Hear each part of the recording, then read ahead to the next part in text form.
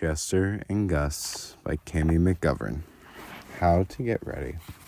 I don't go back to school the next day, or the next, or the day after that. Finally, Miss Winger sends a note home saying, Chester may join us at school for an hour on Thursday. The night before, I have a hard time sleeping.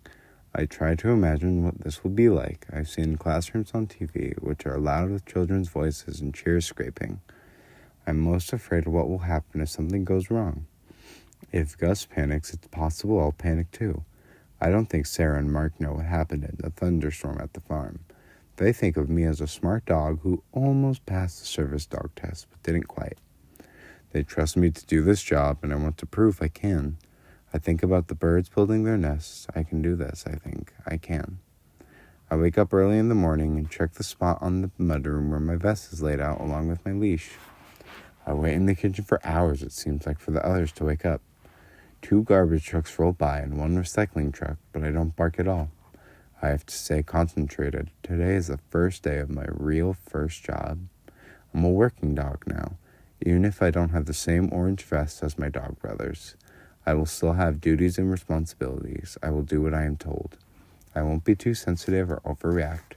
When they finally wake up, I'm exhausted from waiting for this day to start. Miss Winger is standing in front of the school waiting for us. I listen carefully to her conversation with Sarah. Most of the kids are very excited to have Chester in class.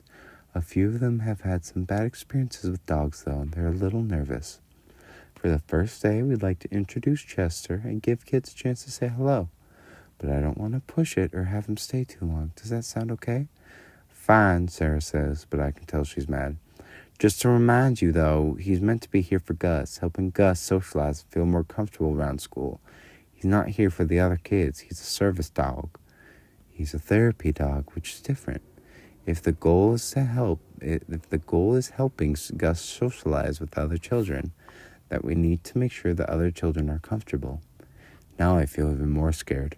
Sometimes when I get scared, I accidentally bark. I have to remember not to. Barking scares kids. Barking is only good for talking to other dogs in the neighborhood. At school, there are no other dogs, only me. The classroom looks like the classroom I've seen on TV. All the children go quiet when we walk in. One girl points and says, "Oh, he's cute." Gus wouldn't hold my leash out in the hallway, so Sarah is holding it. Walking us both up to the front of the room, Gus walks on his toes, flaps his hand, and makes squeaking noises. Miss Winger pulls out 2 chairs for Gus and Sarah to sit down in. I sit next to Gus so kids will see us together, even though it means my leash is stretched across his lap. Miss Winger says to the class, "Okay, Gus, would you like to introduce your friend who's going to be joining us in class a few days a week?" Gus doesn't say anything, of course. Sarah leans into his ear and whispers, Gus, say, this is my dog Chester." Sarah is smart to try this. The only time Gus talks out loud is when he repeats the word someone else has given him. This time, though, he doesn't say anything. He pushes my leash off his lap so no part of me touches him. Sarah smiles at the group. "Hi, everyone. This is Chester. He's here to help Gus get more independent and better at talking with other kids. He's a very smart dog, and Miss Winger has said there will be certain times of the day when you'll be allowed to come over and visit with him if you finish all your work." Sarah's trying not to look nervous. She's better than Penny at this, but I can still tell. "Are there any questions?" A girl raises her hand. "What will he do for Gus?" "That's a good question, Amelia," Miss Winger says. "We're working that out. For now, he'll be here in the morning over in the special corner we've made for him. If Gus needs some chill time, he'll take Chester with him. Gus has to remember that Chester will be waiting to hear his commands. The only person who's allowed to tell Chester what to do is Gus. Does everyone understand that? Chester shouldn't have 18 voices telling him what to do. Only Gus. Okay, everybody?"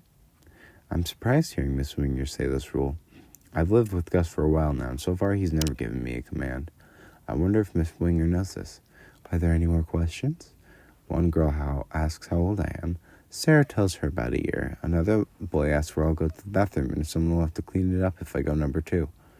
"We're going to take care of that, Wes. Don't worry, okay?" Miss Winger says. A tall boy with curly hair sitting toward the back of the class raises his hand. This whole time he's been leaning back on 2 legs of the chair. He keeps almost falling, and then he doesn't. "Yes, Ed?" It's kind of unfair that Gus gets to bring his dog and the rest of us don't, isn't it? Sarah shifts in her seat like she wants to answer this boy, but Miss Ringer holds up one hand as if to say, let me. Remember, I explained this to everyone yesterday, Ed. Chester is a therapy dog. That means he has a job to do. The reason the rest of you can't bring your dogs to school is because you don't have specially trained dogs, and you don't need help navigating your day. Now, why don't we wrap this up by letting Gus show us some of the things Chester can do? I'll bet he has a few tricks, right? Ed's question made us both look down at the floor, but now Miss Winger has made us feel better. Sarah sits up straighter, so do I. Oh, yes, of course, Sarah says. He'd love to show you a few things he can do. She leans into Gus's shoulder and whispers, do you remember what you say to get him to lie down? She waits for a second. Say, Chester, down. I start to lie down, but Sarah stops me. Not yet, Chess. Let Gus say it first. I sit back up and look at Gus, who's staring at something out the window. We all wait for a long time. Can you ask Chester to lie down? Miss Winger says. I look at him again.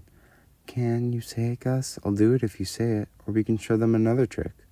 Penny taught me a few that she called silly party tricks, even though she never went to parties. One was Chester, pray, where I put my paws together and bend my face into them. If you put your hands together and pray, I'll do it too. Everyone always thinks that's funny. We wait. We keep waiting.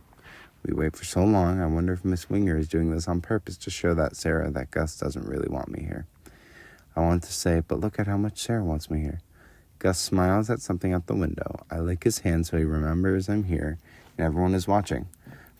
Finally, Miss Winger says, maybe we should let Gus's mom take Chester home now, and everyone should say thank you to Sarah and Gus for letting us meet Chester. She claps loudly and a few kids join in. I look around, but we haven't done anything, I think. Then something happens. Gus's hands move together. He waits for a second so everyone is watching. Then without a sound, he puts them together. He's doing what I told him to do. He's praying. I lie down on the ground and put my paws together. Penny said it's even funnier if I put my nose under my paws, so I do that too. Penny's the first one to realize what we've done. She laughs and claps. Good job, Gussie. You showed them a trick. Look, everyone. Chester's praying. Now they understand, and more kids clap. Miss Winger bends over me. Oh my goodness, puppy. What are you praying for? She's smiling, like what we've just done has changed her mind on a few things. Like she was only pretending to like me, but now she really does.